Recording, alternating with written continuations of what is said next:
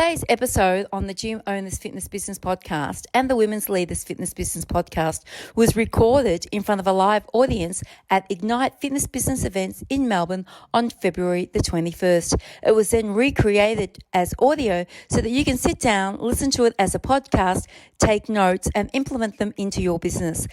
Today is Olivia Milne from Keepme.ai. To kind of solve this issue was actually found in the gaming industry. Now, the gaming industry for decades had taken these physical processes and grouped them together. Now, when they're on their own, they're not actually that valuable, but when they're grouped together, it provides our data scientists with the financial viability to build their models. So, they now have storage sets and they now have the processing requirements. And over the next 10 years, our data scientists develop their methodologies and models, which takes us to the current day. What was not even contemplated 20 years ago is now very much an option, as organisations such as Keepme is now developing the power of predictions into organisations of all sizes. The great thing about this is that it requires that it secures sufficiency, it secures certainty, and the increased opportunity of AI is now given into the hands of all institutions. So I want to talk today a bit about some actual examples of where we could use AI in the short term. Of course, I will come on to the future, but let's look at where we can actually apply predictive technologies in our industries today. A key area that Keepme set out to solve was retention. The reason we kind of started with retention is we feel when we speak to people in this room and the industry as a whole, that it's the area that people just don't have a handle on. And if this rings true to you guys, don't be too alarmed. The conversations that we've been having, frankly the hundreds of conversations we've been having, would suggest that you guys are not alone.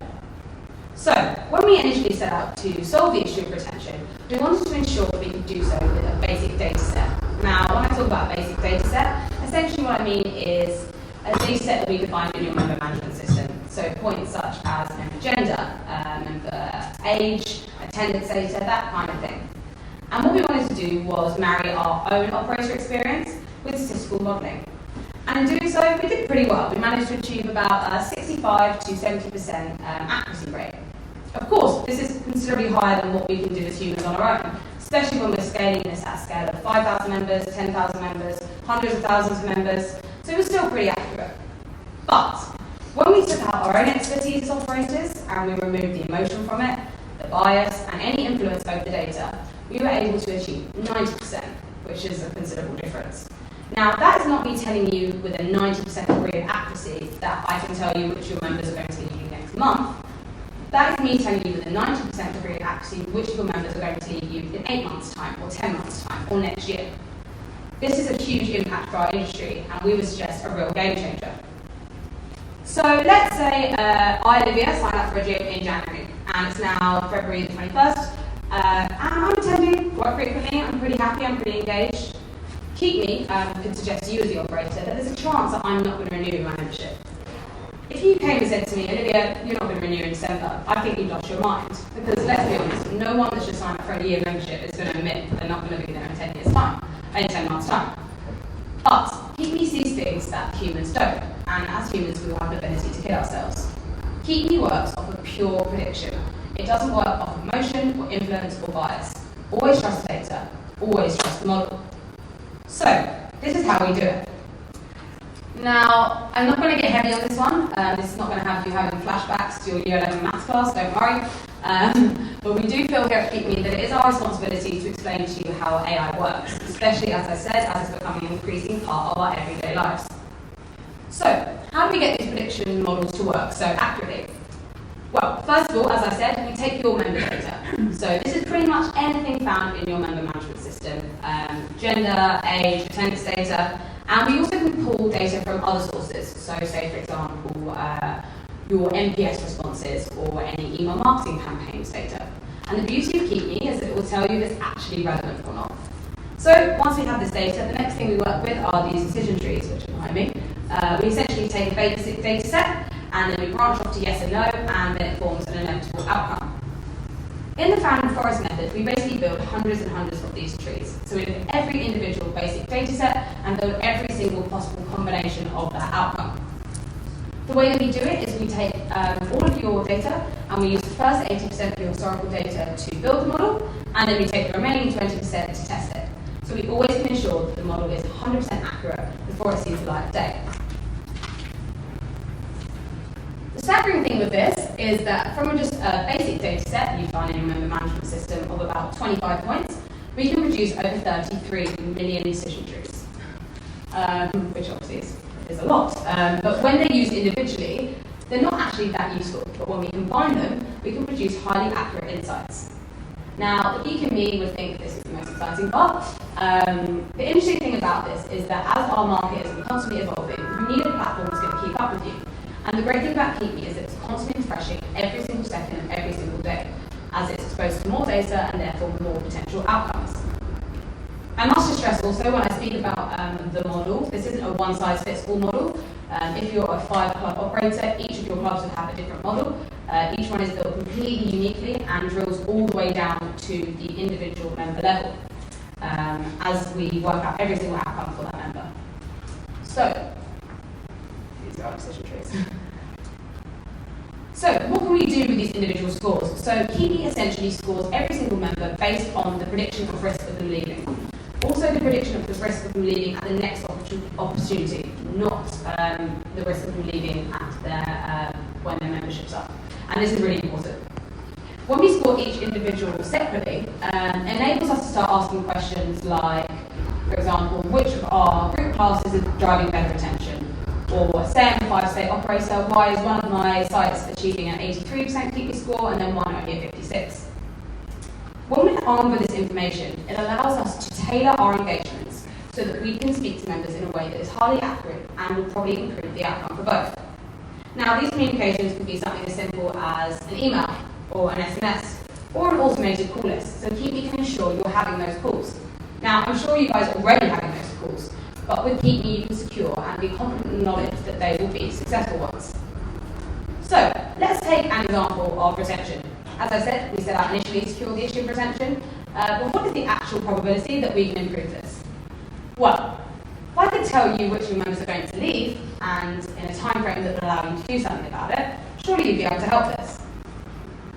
Especially if you have the tools within a platform that will enable you to automate a lot of the efforts you're already doing. So those communications I mentioned earlier and those engagements which are needed to retain that member.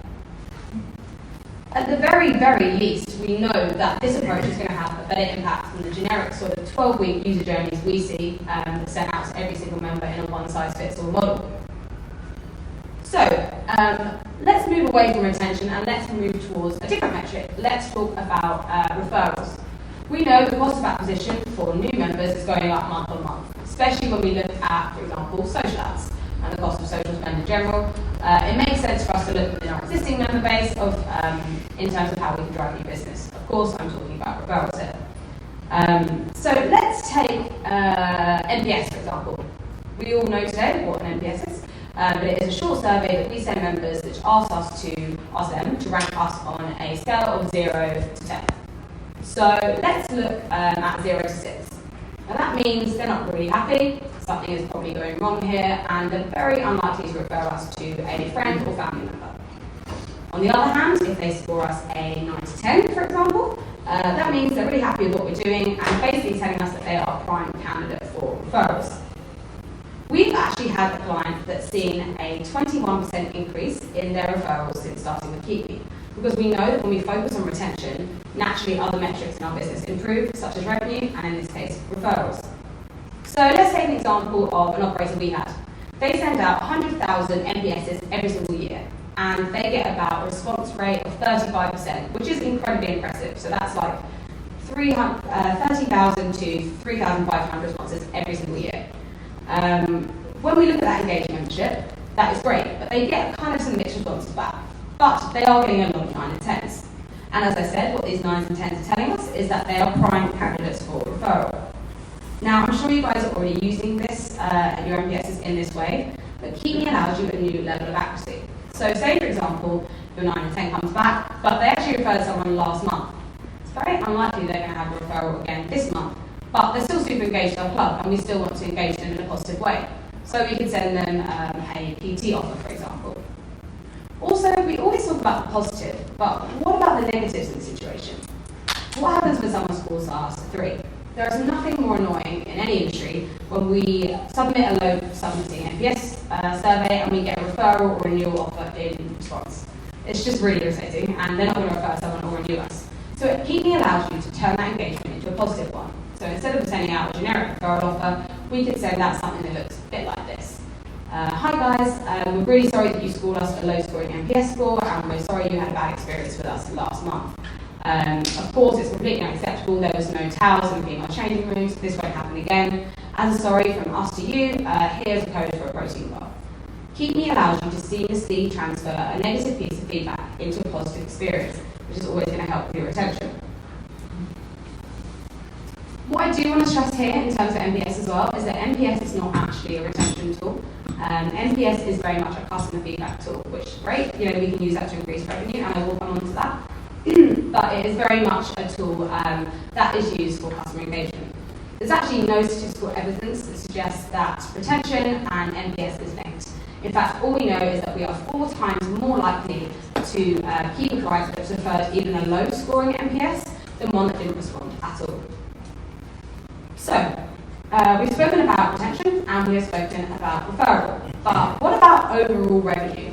How can we use artificial intelligence to improve those second stream revenue points that we know are really important?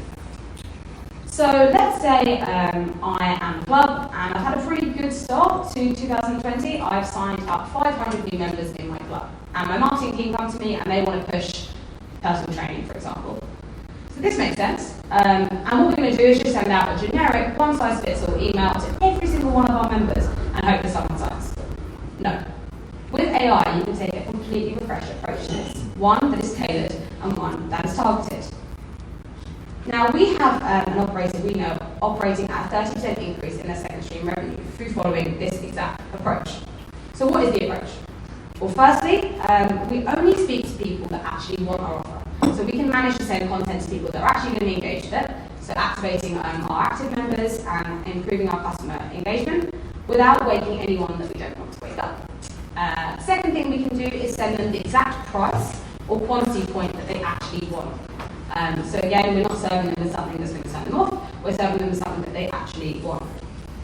But even armed with this information alone, as the operator, we still could be leaving money on the table.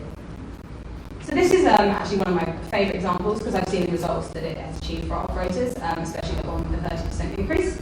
Let's say I have a 1,000-person membership and my team wants to push something that's second stream, so class packages or personal training. Let's stick with personal training in this example. So great, we've identified who wants a personal training, but let's say I have a member called Ian and he wants a 5-pack of PT, but he's never ever going to want a 10. Olivia, I want a 10, and Mel, she actually has never been interested in personal training. When we're armed with this information, we're able to tailor our communications so that it can improve the outcome for both parties. So in this example, I'm going to serve Ian the 5 and never the 10. I'm going to serve Olivia the full 10, and Mel, well, she's now a little bit interested, so we're going to serve her a free introductory session to try and get her engaged. So, we're sending to the correct people and at the correct price point. But with smart automation, we take this even one step further. We can send a visual aid which is relevant to that member. So for myself, for example, on the 10-pack, I could send an image of female, similar age and gender, and look to me so that the engagement really resonates. Now, with our operator increasing their second stream revenue, even alone in just the first engagement, even if the client didn't want that package, we're still increasing our member engagement, and that is something that we should never, ever take for granted. So, the great thing about Keepme is as soon as somebody meets this requirement, every single second of every single day, because the model is constantly refreshing, these automations are sent out without you guys actually doing anything about it. There is so little in terms of human intervention, so you can ensure that it's getting done, you can ensure that it's getting done a lot more accurately, and you can ensure that it's getting done for overall better performance. I hope that I've shown you guys today in my brief talk that there is a place for tech in our industry. We've got my zone here today, but for an industry that is so obsessed and in love with tracking our own personal workout data, we've managed to install this operationally in terms of our member data. Therefore, you guys already have the foundations you need to move into this predictive world. I tell you now, you don't need an extensive data science team, unlimited budget.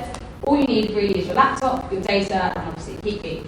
The most valuable resource you guys have moving into an AI-optimized world is sat in your clubs, and that is your member data.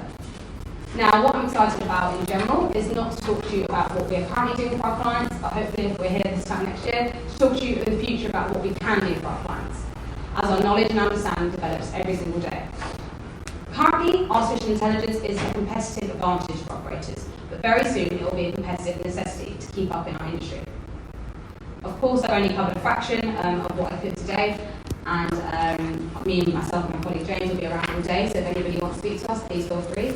But if not, thank you again, Mel, for the opportunity, and if there's any questions, let me know.